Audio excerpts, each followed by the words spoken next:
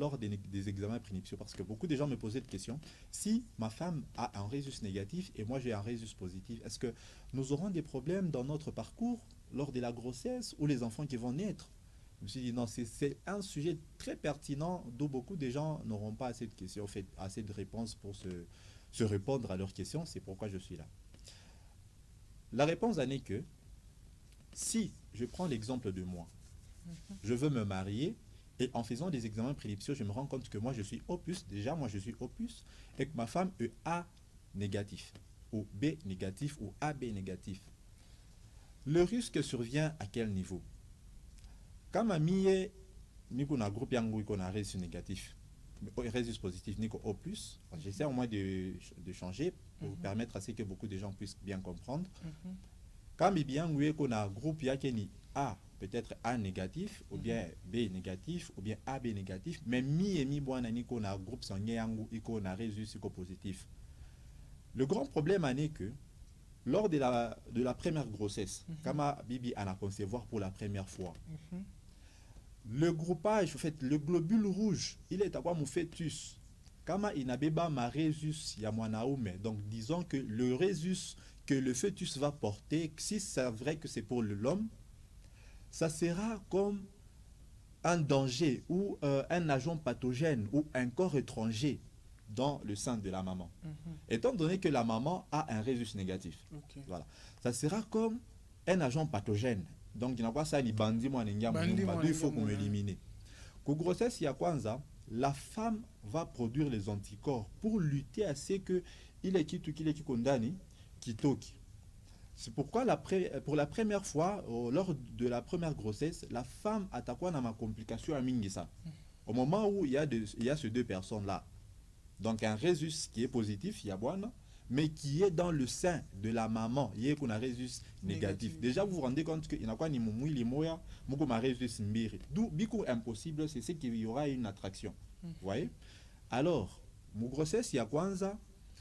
Les anticorps que la femme va produire, a la possibilité de traverser le placenta. Donc, ça veut dire que le placenta, là où il y a le fœtus, les anticorps que la dame va produire, a la possibilité de traverser le placenta pour aller attaquer le fœtus. Il est marge, il n'y a qu'on est différencié niveau deuxième grossesse. Donc, ça veut dire que première grossesse, donc il y a la possibilité que la femme puisse même accoucher. Mais il y aura beaucoup de complications. Maintenant, mon deuxième grossesse, la femme va concevoir. Donc, on a quoi l'étape, il a faire en sorte que les anticorps que l'organisme ou l'immunité de la dame aura maintenant la possibilité d'aller attaquer le fœtus tout en pénétrant membrane et la placenta. Donc, c'est ça la grande réalité. Maintenant, comment pallier à ça? C'est pourquoi les examens prénuptiaux, ça doit se faire avant. Ça permet au moins à ce que le personnel soignant banadjoua quand même, nous sommes face à quelle situation. La dame est qu'on a réussi à qui, l'homme aussi on a réussi à qui. Là maintenant, on doit faire l'usage de l'anti-D. Je vous ai dit auparavant que les résus, on peut appeler autrement l'anti-D, qui est la présence des résus. Si on gère, il est anti-D, mon corps, il y a maman, ça va faire en sorte que les anticorps que la dame pouvait produire pour que Yende il attaquer le fœtus, que cela ne puisse pas se faire. Et l'antidé qui sera injecté, il va faire en sorte que l'organisme puisse reconnaître l'antidé. Et ça ne va plus de faire de ça comme étant un agent pathogène. C'est vraiment purement technique, mais pour bien le faire comprendre, il nous faut beaucoup de temps.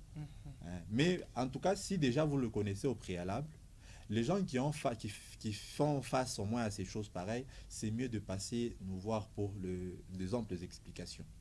Je suis sûr que même là, vous n'avez pas compris. J'ai compris. Vous savez, ce qui me plaît, bon, de mon côté, parce que ça dépend aussi des gens, hein, ça dépend des gens. Mais sauf que moi, j'ai vraiment compris les choses que je ne comprenais pas. Les choses que je ne voyais pas. Parce que pour moi, je pense que vous êtes mieux placé pour expliquer, parce que vous avez bien expliqué, vous êtes un peu trop pédagogique. J'adore ça. Vraiment, ça m'a permis à ce que je puisse comprendre quelque chose que je ne comprenais pas. J'étais en train de me poser des questions aussi, mais parce que moi, je suis de nature un peu trop curieux. Et avec ce que vous ajoutez, moi, ça m'a plu. C'est que j'allais comme poser comme question, c'est seulement les antigènes que j'ai entendu. C'est antigènes, c'est ça? Oui, il y a les antigènes. Les antigènes, oui. Je voulais un peu comprendre les antigènes. C'est quoi les antigènes? Ok. Il y a des antigènes, comment est-ce que je peux les expliquer? Vous voyez tel que vous êtes là, dans votre organisme, la façon dont Dieu a créé l'homme, il lui a donné au moins quelques structures pour reconnaître un agent pathogène. Il faut qu'il y ait la présence des antigènes. Et aussi, il faut qu'il y ait la présence des anticorps. Il y a les anticorps qui nous permettent au moins de lutter contre ma organe pathogène. Pas pour que l'organisme il défendre contre il est malade. Il faut que les anticorps produisent, en fait, que les anticorps